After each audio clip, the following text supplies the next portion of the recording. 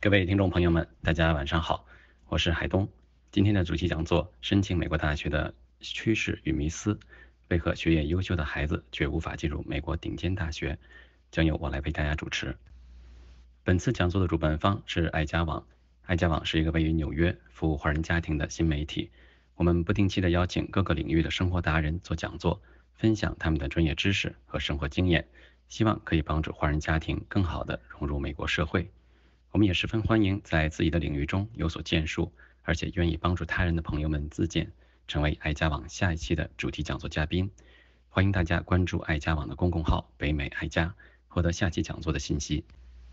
本次讲座的合作主办方是普西文教育 Perceiver Education。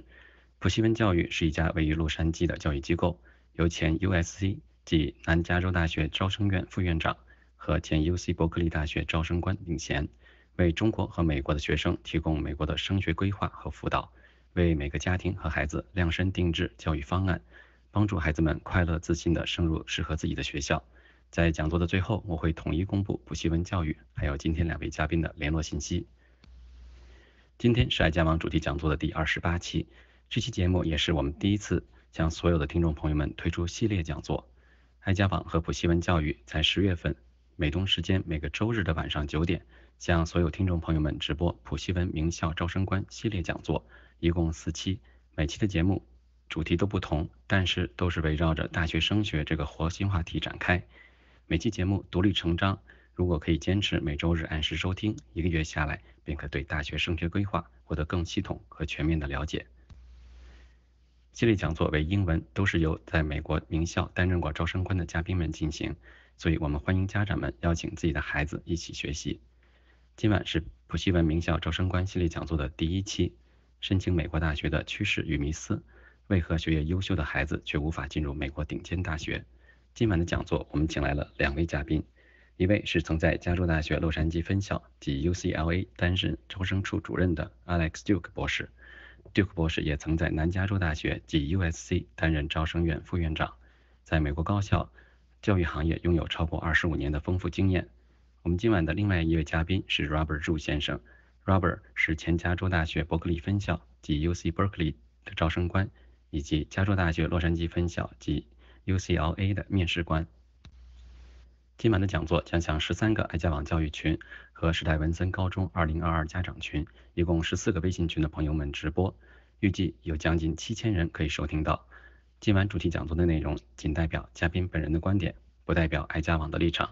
下面我们就把时间交给 Duke 博士和 Robert 先生做今晚的主题讲座，申请美国大学的趋势与迷思，为何学业优秀的孩子却无法进入美国顶尖大学。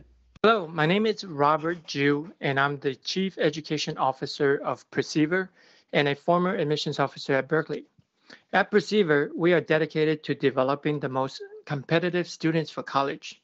We don't just help students dress up their applications to look good, but really work with students to prepare them to succeed in college, because getting the acceptance letter is not the end point, but just the beginning. So you need a strong foundation in order to compete at the highest level. Perceiver Education is an education company. So we strongly believe that educating students goes beyond the classroom where they take math and history classes, but teaching our students to be aware and passionate about the world around them and to develop skills such as leadership, public speaking, critical thinking, skills that help them become the type of candidates that college want, and also help them to be successful at whatever they do in the future. So our emphasis is on preparation, where we work with students years before they apply, like in 9th grade or before. And we start with assessments, then we do mentoring classes, projects, and service, so that putting together the application is just a last step in the process. Today, we are starting the first workshop in a series of 4 to educate parents and students on how to best plan and prepare for college admissions, learn how to make good decisions, and take actions that improve their success. As admissions officers, we receive a lot of questions from parents about the trends and myths in admissions and have seen parents make decisions that are not optimal because they don't know the facts. So I'll ask some of these common questions to Alex, who will explain the answers to you. Alex, is it true or false that the SAT and TOEFL scores are the most important part of the application? Hi, Robert. Thank you and to all of our listeners for joining us. The answer to that question, surprisingly to a lot of people, is false. And that doesn't mean that strong performance on the SAT is not an important part of the application, or that if your native language is not English, that the TOEFL isn't important. But standardized tests are not the only part of the application that admissions committees care about. Grades, extracurricular activities, and recommendations are also important. Every top school's website says this, and you should believe them. So why do people believe that the SAT and TOEFL are the most important part of the application? The reason may be that doing well on a test is the way that you gain university admissions in most other countries. For example, to gain admissions to a top university in China, you must get a top score on the Gaokao. This actually used to be how admissions worked in the US, but not recently. In fact, 100 years ago.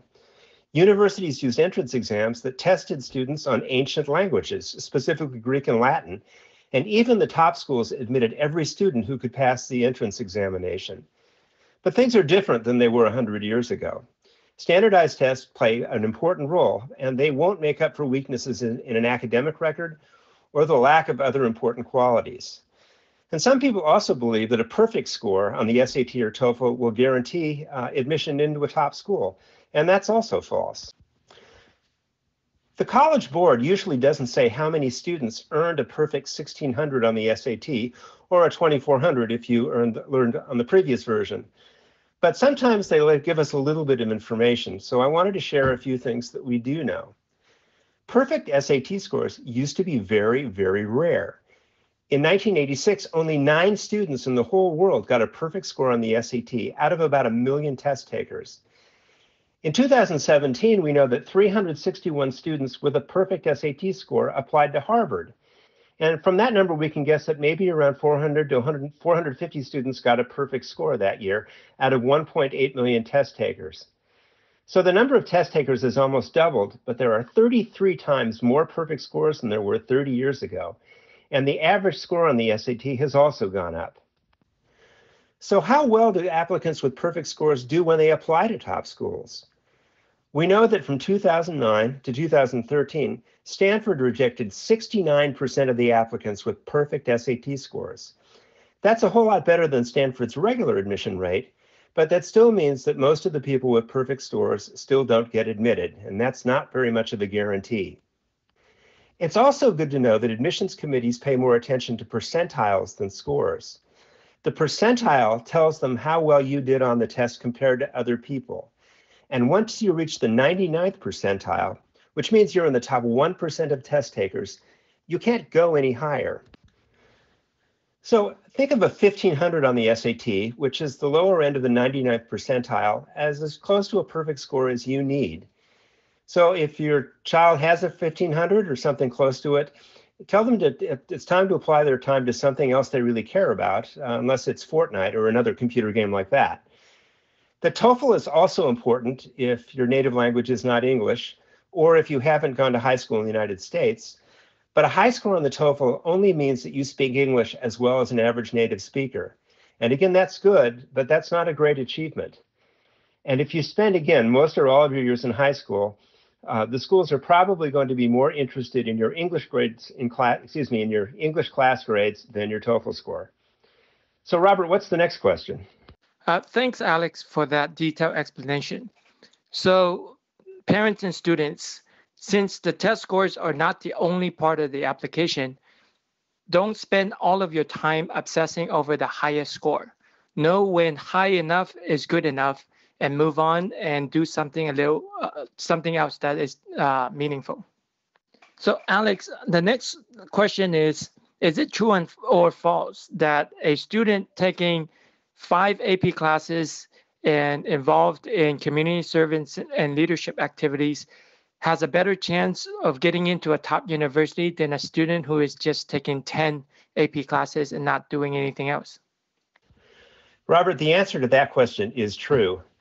And there's an expression in English that says, you can't have too much of a good thing, meaning that if something is good, then having more of it is always going to be better.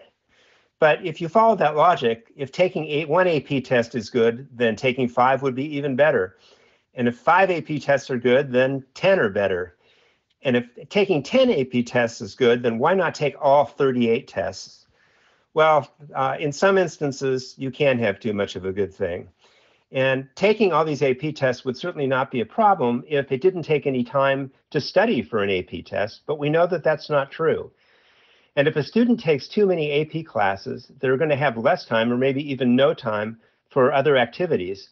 And those activities may be more important to the admissions committee than the extra AP classes.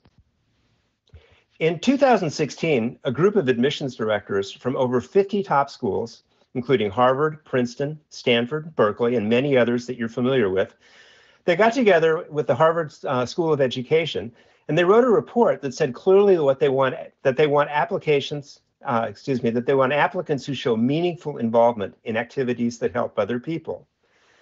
But if your child has to be involved in extracurricular or community activities, it's reasonable to ask, where will they find time if they're taking 10 AP classes? And the admissions director's advice was very specific. They said, only take as many AP classes as you can handle and still have time for other meaningful activities. So in this case, the student with the 5 AP classes and other activities would be the stronger candidate than the one who spent all of their time taking 10 AP classes. And some universities have other ways of telling students not to take so many AP classes. For example, the University of California, which is from Berkeley, UCLA, and the other campuses, will only give you on your weighted GPA an extra point for the first 4 AB or IB or honors classes that you take. And they're sending you a message that they're only going to give you so much credit. Okay, back to you, Robert. Thanks, Alex. So again, the takeaway is that only take APs in subjects that you're interested in and good at, and use the extra time to do other things that are more important, such as maybe doing research in the subjects that you're good at, or doing community service. Okay, Alex, the next question is it true or false that grades in math and science classes are more important than the grades in other subjects? Robert, this one is also false. And in many countries, people believe that math and science classes are more rigorous than classes in other subjects, in all other subjects. They believe that only these classes will show your intelligence, so grades in other classes are going to be unimportant, that somehow when your application is going to be read by an admissions committee, they're going to be more interested in grades that you had in calculus and perhaps in subjects like English or history. Now, there are many people also who believe this in the United States, especially math and engineering majors. But again, admissions committees at top schools consider grades in all classes to be important. Yes, some subjects may be less challenging than math and science or harder to get a top grade in. But the ideal in the United States is to be a balanced student with strong communications as well as strong mathematical skills and understanding of science. So if I have strong math and science grades, schools will not ignore lower grades in other subjects. U.S. universities also care because even students who major in math and engineering must still take classes in other subjects. Students major in one subject, but they have distribution with the requirements to make sure, again, that you have a well-balanced course of study regardless of your major. So if math and science are not your subjects of interest, it's probably not in your best interest to load up on unnecessary advanced courses. So grades in math classes are still very important, and in science classes. But history classes can help develop critical thinking skills and writing ability. Grades in English classes will also help to improve writing ability. And science has even shown that reading fiction, which doesn't seem very practical, helps to increase brain connectivity. Another reason that grades are important is that U.S. schools look at each grade as a small examination on the subject you're taking the class in. The grade shows how well a student understands the subject and also how well the student can put forth their effort over a long period of time. Okay, back to you, Robert. Okay, thanks, Alex. So we've just established that all subjects are important, so you need good grades in all classes. So then the next question is, well, is it true or false that activities like sports, arts, and non-academic interests can't really be part of the admissions process because they can't be measured? Robert, the answer to this question is also false. In our previous questions, we told you that test scores aren't the only things that matter, and that grades in all subjects are important. But test scores and grades are measurements, and we know what a 1450 on the SAT means, or what an A in a class grade means. But you may wonder how schools could care about activities like leadership, sports, art, non-academic interests, or even participation in scientific research projects if you don't earn a grade or a score by being involved in one of these activities, or by being a club president or playing on an academic team. Admissions committees do measure activities. They just don't do it with precise numbers. They use what is called a holistic admissions process because it tries to measure the whole student and not just their grades and test scores. Admissions committees will usually have a point system that they use to rank the accomplishment of students in their applicant pool. Every school's ranking may be slightly different, but participation in activities is usually the bare minimum that top schools look for. And also at top schools, leadership in a school organization is simply considered to be average. So to really stand out, students really need to show a higher level of accomplishment. There is another way in which American colleges and universities admissions is different from other countries. American colleges and universities care about leadership more than universities in other countries. And it's not just Chinese who have difficulty understanding this. Europeans, too, are also puzzled by the extent to which American schools care about leadership. So why is this? Well, here's an example. A former president of Yale University said this about the kind of students Yale was looking for. He said, "In our admissions process, we have to make the judgment as to whether or not, with Yale's help, the candidate is likely to be a leader in whatever he or she ends up doing. We are looking for students we can help to become the leaders of their generation in whatever they wish to pursue."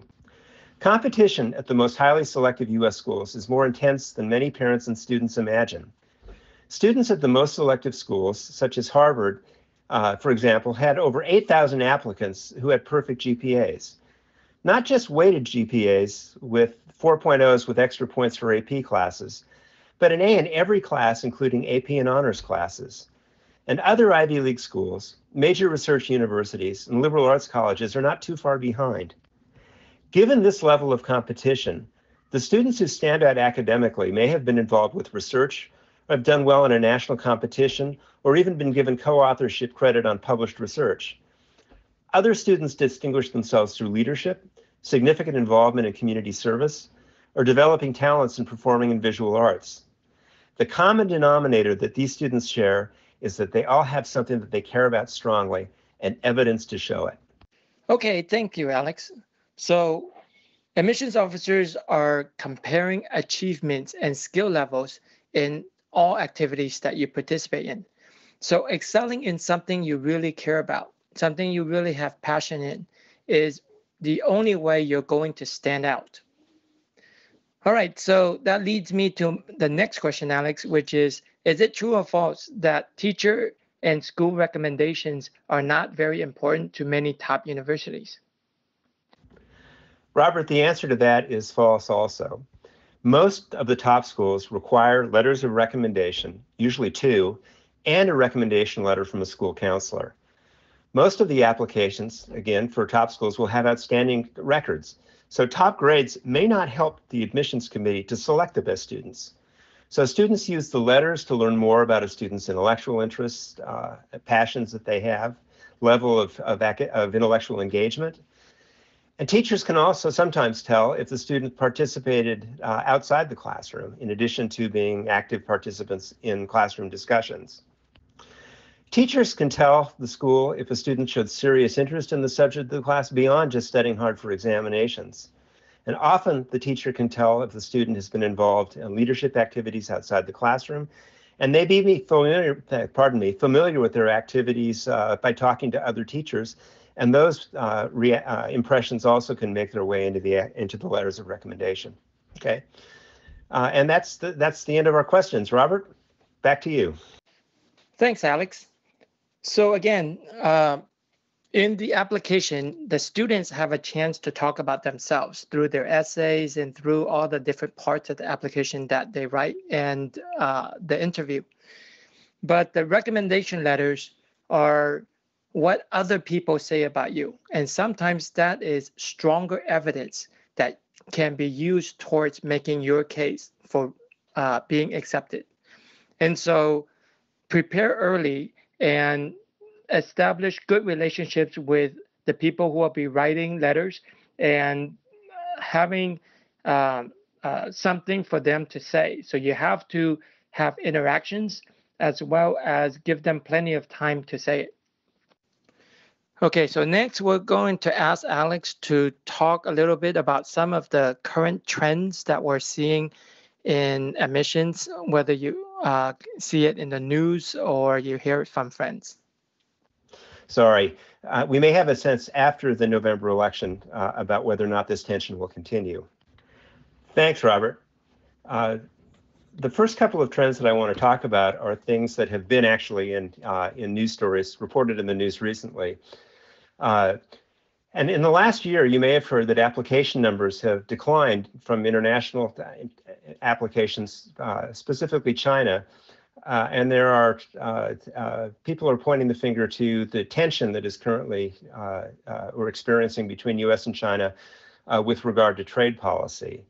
And the question is likely to arise, especially if you are a international student applying to college for next year in the U.S., is if that's going to have an impact, that the decline in applications is going to have an impact on whether or not you are going to be a competitive candidate.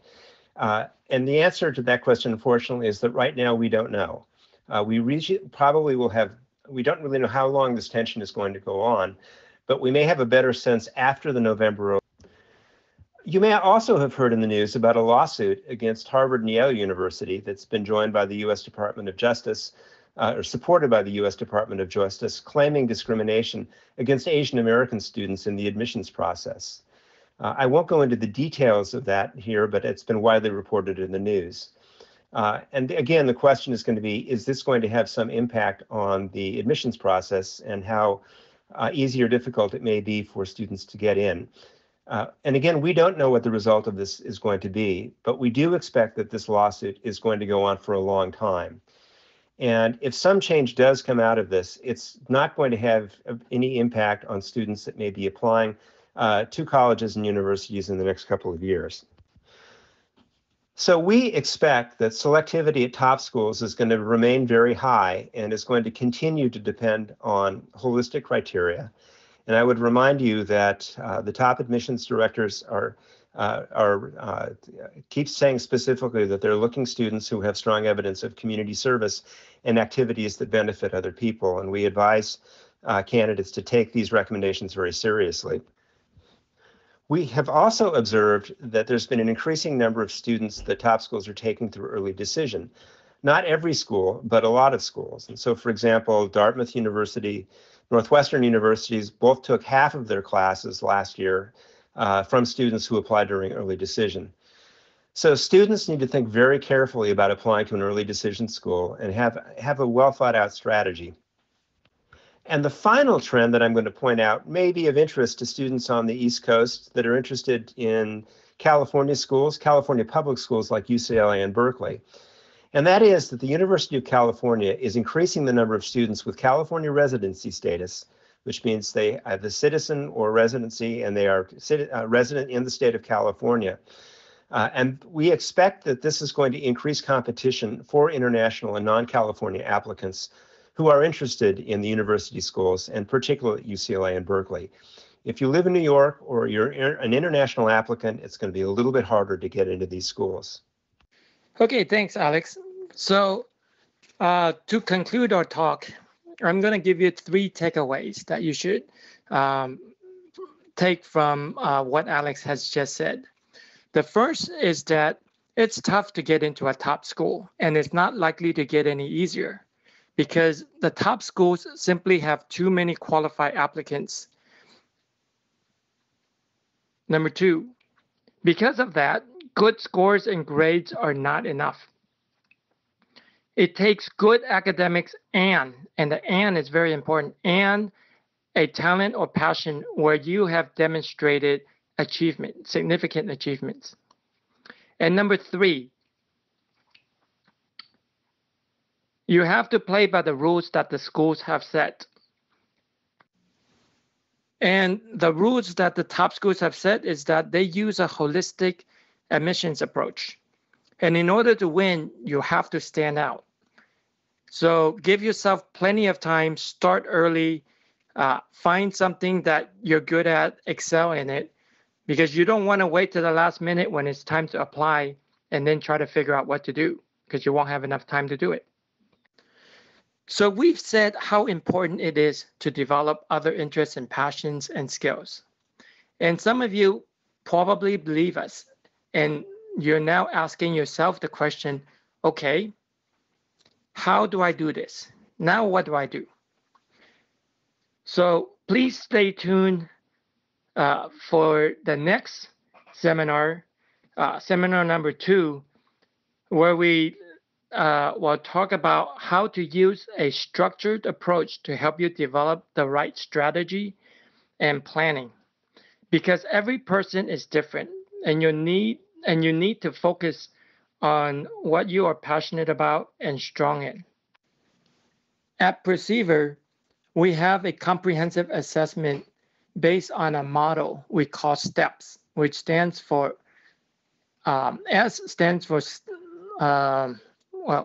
STEPS is a comprehensive measurement that measures your academic, your talents and passions, your communication skills, purpose, and community service. And we'll go through that in the second seminar to help you optimize your time in high school, because everyone's time is very limited and precious.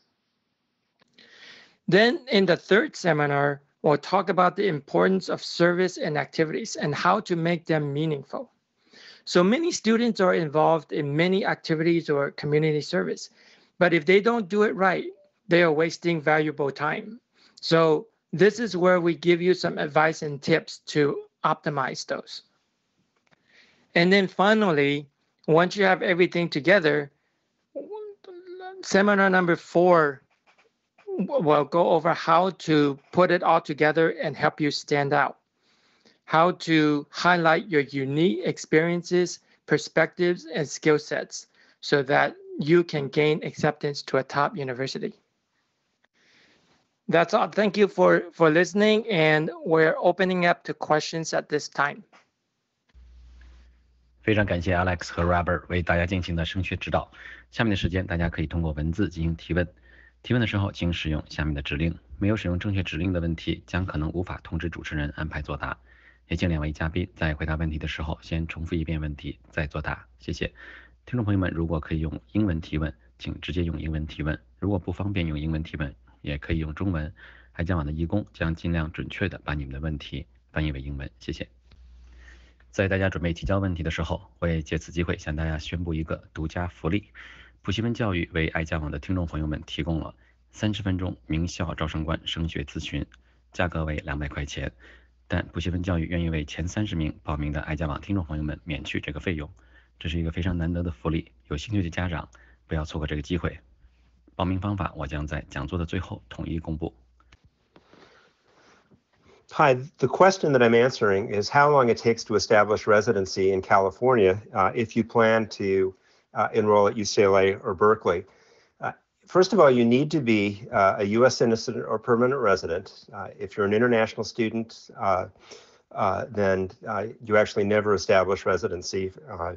But again, if you're a citizen or a permanent resident, you have to be physically present in California for more than 1 year immediately prior to the date that you would be starting to study. So, and again, you would have to be living in California.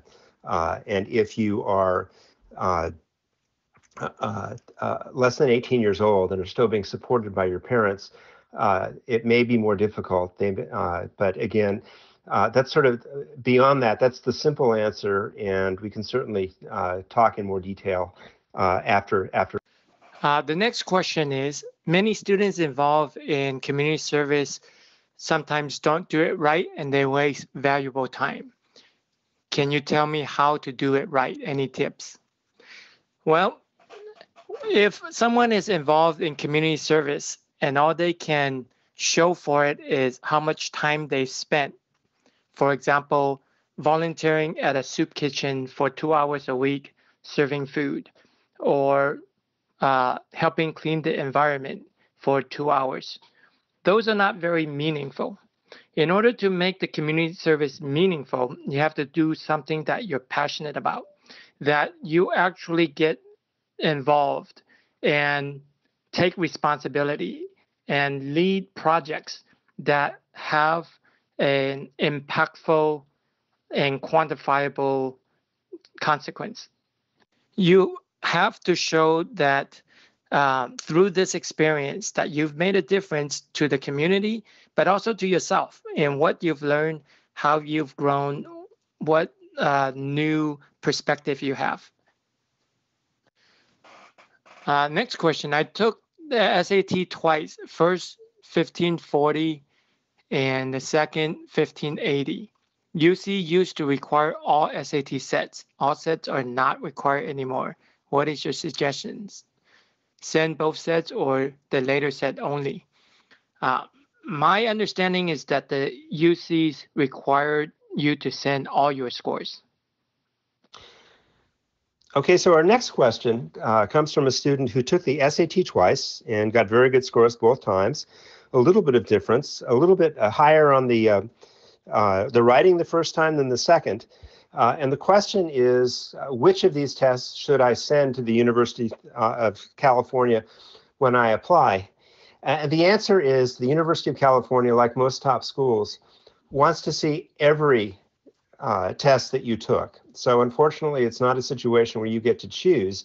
They want to see every score that you took, even though they're going to take the highest scores. But I would also not worry that your writing, if you went from a 21 to a 19 the second time, that your scores are sufficiently high enough, and they're also going to be looking at your essay responses, that you should be a strong applicant either way. The next question comes from a student who asks, how important is GPA? There are 2 Bs in Spanish in 8th grade and 1 B for U.S. history in 9th grade. Well, the answer is most colleges don't look at your GPA from 9th grade. So some will start from 8th grade. Some will start in 9th grade, and some will even start in 10th grade. Your GPA is very important, but it is just an average number. So what admissions officers will usually do is they'll look at all of your grades, because you have to submit your entire transcript. So what classes you've taken, how rigorous is the curriculum, and what grades you get in each one. And they'll look for trends as well. So trends for improvement, trends where you're stronger in areas that you're more interested in. Our next question asks, some top universities, such as the University of Chicago, are not requiring the SAT writing anymore. Why is that, and what does it tell us? Well, the reason that the University of Chicago joined so many schools that are no longer using the SAT writing is they found that it wasn't giving them very valuable information. They were not making decisions based on the essays that students were writing on that section. So they prefer to look at essays, letters of recommendation, and grades in English classes to make a determination on how strong your communication skills are. So our next question is a follow-up to the previous question. And the question is, does it mean that if the college says the SAT writing is optional, I shouldn't bother and rather focus on the essay? And I assume they meant that I shouldn't bother taking the SAT writing or trying to do well on it and focus on the essays that I'm submitting with my application. And the answer would be yes. In fact, the SAT is offered in 2 versions, the SAT with writing and the SAT without. If you've taken if you're only applying to schools that that do not require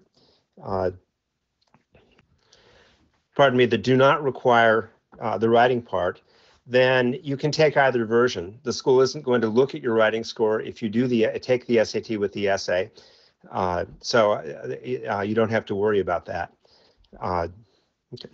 Okay, this question says, which year of high school is the most important year? And my answer is all of them are important, because every year builds on the next. Every year builds on the previous.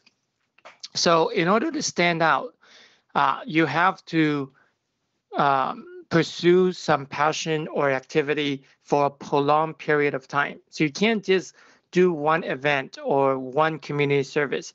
You have to show that you have interest in something or passion in something, that you've done it for 1 or 2 or 3 years. And also in the beginning, usually people start with just participating in an organization or in a cause. And then as they learn more about it, take on more responsibility, start leading some small projects, and then eventually take leadership roles and lead bigger projects. So high school is not only for academic, where every class counts, especially for top schools, the grades count, but then also all of your involvement in extracurricular activities should also be increasing with your involvement and with your skill. Our next person asking a question says that they took the SAT twice, the first time with a 1500 and a 23 on the essay, and also got a 1470 with a 19 on the essay. The person also took the ACT and got a 35 with an essay of 8. The question is, should I only send the SAT or the ACT and the ACT, or only the SAT? Pardon me, let me get that straight again. It's asking, should he send both test scores or just the ACT? Our advice really would be to send both scores, because again, the 1500 is a 99th percentile, as 35 is a 99th percentile also. So you're deciding whether or not to send two scores that are, again, represent almost the highest level of achievement possible on the test. So our advice would be to share both of those scores. Back to the high school question, because every year is important, that's why we highly recommend having a plan, so that you know what you're supposed to do in each year of high school and how you can maximize your time and gain the most achievements. 好，谢谢大家的积极提问。不过今天我们已经超时了。再次感谢 Alex 和 Robert 抽出宝贵的时间为大家提供指导。为了更好的和家长们互动，我们也建立了普西文教育咨询群。对普西文教育所提供的升学服务有兴趣的家长朋友们，欢迎入群咨询。之前曾经提到的爱家网的独家福利，由普西文教育提供的30分钟名校招生官升学咨询，报名链接也将在普西文教育群统一公布。前30人报名的爱家网听众朋友们可以获得原价为200块钱的免费咨询。欢迎大家入群获得报名链接，并抓紧机会抢先报名。那今天晚上的讲座呢，爱家网也会尽快整理出讲座录音和文字记录，方便大家重播和转发。如果有义工愿意帮忙整理文字记录，也请和我或者周安联系。今天节目就结束了，再次感谢 Alex 和 Robert， 非常感谢各位听众朋友们的参与，祝大家晚安。我们下期的普西文名校招生官系列讲座再见。